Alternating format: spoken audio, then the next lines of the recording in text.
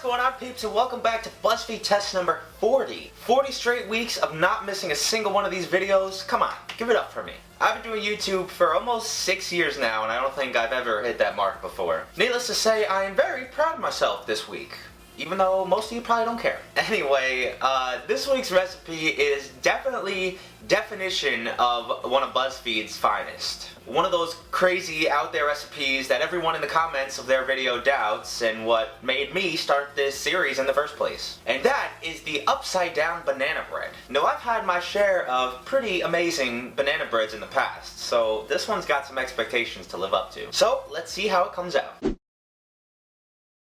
Now, being that this one is another baking recipe, you're gonna need your typical everyday baking supplies, which include some oil, a ton of bananas, regular sugar, some brown sugar, some flour, ground cinnamon, a stick of butter, and a couple eggs. And before we get to our first step, a very important part of this recipe is that your bananas are ripened. Obviously this thing isn't, and a tip that I learned quite a while back is if you throw them in a brown bag for a day or two, they ripen very quickly. So the first thing you're going to do is grab yourself a bowl and throw in a couple bananas. And since my bananas are almost twice the size of theirs, I'm only going to use 3 instead of 4. Refraining myself from any inappropriate Threadbanger-esque jokes, this is a family show. Rob, I'm talking to you.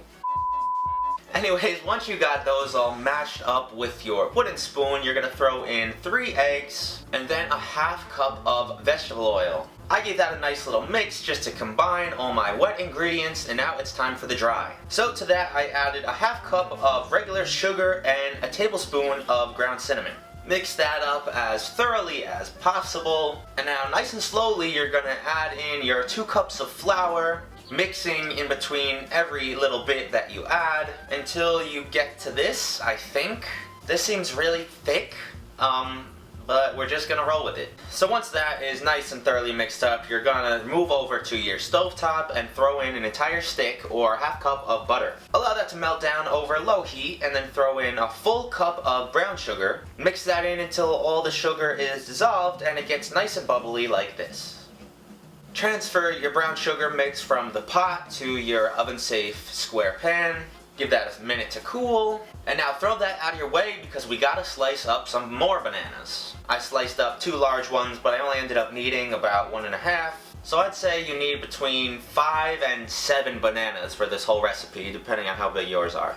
Again, refraining from the jokes. So now we can fully assemble this bread. So grab your baking pan once again, and right on top of your brown sugar mixture, you're gonna put a nice layer of your sliced bananas. Once again, my OCD reemerged during this step, and it pleased me beyond no other that I got exactly 36 pieces of banana on this thing, which means we're gonna be able to get a perfect 9 slices.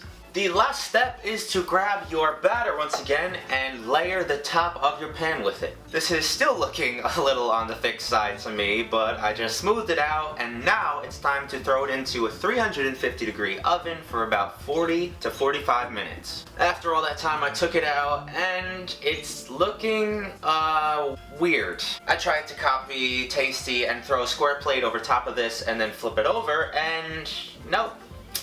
No luck with that. This son of a gun was just gonna fight me till the end, since I stood there wrestling with it for about 10 minutes. I finally just flipped it back over, cut around the sides, and thank God it came out a little bit easier. And again, I don't really know about this. I can't really tell if it looks kinda cool or disgusting. I hoped that a little sprinkle of powdered sugar would maybe make it look a little better. Nope. And then I tried to get a little slice out of this for me to try.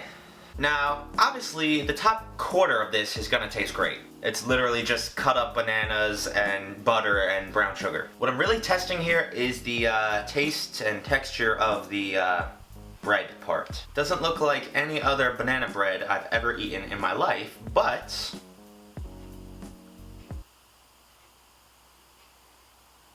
I can't really tell, to be honest. I'd say all you really taste is the brown sugar. There's just so much of it, and it's now like liquefied. It just kind of covers the flavor of everything else. Trying to get just the bottom part here. Okay. Now it makes sense. The actual bread part of this is not great at all. It's very heavy, and I know banana bread isn't supposed to rise like crazy and be light. I know it's supposed to be on the denser side, but this is like a friggin' cement brick. Taste, as I said, is okay because it's just doused in sugar and butter. If any of you guys want to make this, I would highly suggest cutting down the flour and either using self-rising flour or some other rising agent, because it's just like hard as a rock. Damn, we're now on a below average streak. 5 out of 10.